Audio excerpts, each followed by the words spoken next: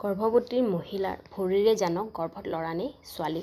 নমস্কাৰ বন্ধু বান্ধৱীসকল, আপোনালোকক মোৰ চেনেল অসমীয়াত ঘৰুৱা দিহাবাই চন্দ্ৰকলালৈ স্বাগতম জনালোঁ।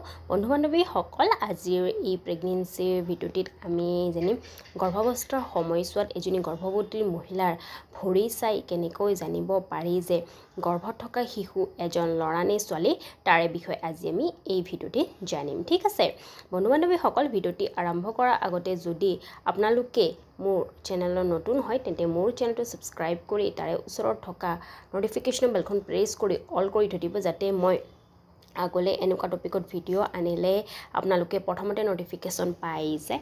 আৰু যদি আপোনালোকক মোৰ এই ভিডিঅ'টি ভাল লাগে তেন্তে এটা লাইক কৰিব, লগতে বন্ধুবৰ্গলৈ শ্বেয়াৰ কৰিব। ঠিক আছে, তেন্তে আহক এতিয়া আমি ভিডিঅ' আৰম্ভ কৰোঁ।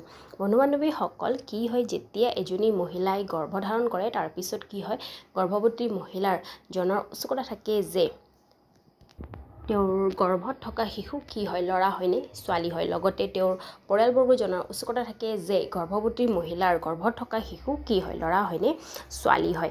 এনেতে তেওঁলোকে বিভিন্ন ধৰণৰ উপায় কৰি থাকে বা লক্ষণৰ দ্বাৰা জানিব বিচাৰে যে গৰ্ভৱতী মহিলাৰ গৰ্ভত থকা শিশু কি হয়, ল'ৰা হয়নে ছোৱালী হয়। আৰু বন্ধু বান্ধৱীসকল, যেতিয়া এজনী মহিলাই গৰ্ভধাৰণ কৰে তাৰপিছত কি হয়, গৰ্ভৱতী মহিলাৰ শৰীৰত হৰমনৰ বহুত পৰিৱৰ্তন দেখা যায়, যাৰ বাবে এজনী গৰ্ভৱতী মহিলা শাৰীৰিকভাৱে আৰু মানসিকভাৱেও বহুত সমস্যাত থাকে। আৰু বন্ধু বান্ধৱীসকল, এইখিনিতে মই আপোনালোকক কৈ দিওঁ যে মোৰ চেনেলে কোনো লিংগ ভেদভাৱক ছাপোৰ্ট নকৰে।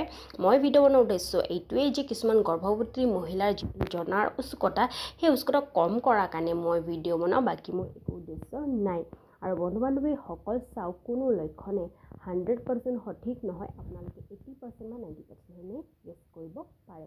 আৰু লগতে মই এই কথাও কৈ দিওঁ যে যিসকল গৰ্ভৱতী মহিলাই মোৰ এই ভিডিঅ'টি চাই আছে তেওঁলোকে এই ভিডিঅ'টি তেওঁলোকৰ যিটো গৰ্ভাৱস্থাৰ জাৰ্ণি, সেই জাৰ্ণিটো ইনজয়ফুল কৰিবলৈ চাব পাৰে, নাকি ল'ৰা ছোৱালীৰ মাজত ভেদভাৱ কৰি। তেন্তে আহক এতিয়া আমি জানো গৰ্ভৱতী মহিলাৰ ভৰিৰে কেনেকৈ জানিব পাৰি গৰ্ভত ল'ৰা নে ছোৱালী। বন্ধু বান্ধৱীসকল, গৰ্ভৱতী মহিলাই বা তেওঁৰ পৰিয়ালে এইটো কমেও আপোনাৰ 6-7-8 মাহত নটিচ কৰিব লাগিব। সেই সময়ছোৱাত যদি এজনী গৰ্ভৱতী মহিলাৰ ভৰি যিটো গুৰুহা, সেইবোৰ খুব ফাটি আছে বা দেখাত বেয়া হৈ আছে, তেন্তে জানিব যে এইটো এটা গৰ্ভত ল'ৰা সন্তান থকাৰে লক্ষণ হয় বুলি। গতিকে বন্ধু বান্ধৱীসকল, এয়া আছিলে গৰ্ভৱতী মহিলাৰ ভৰিৰে জানক গৰ্ভত ল'ৰা নে ছোৱালী, তাৰে বিষয়ে।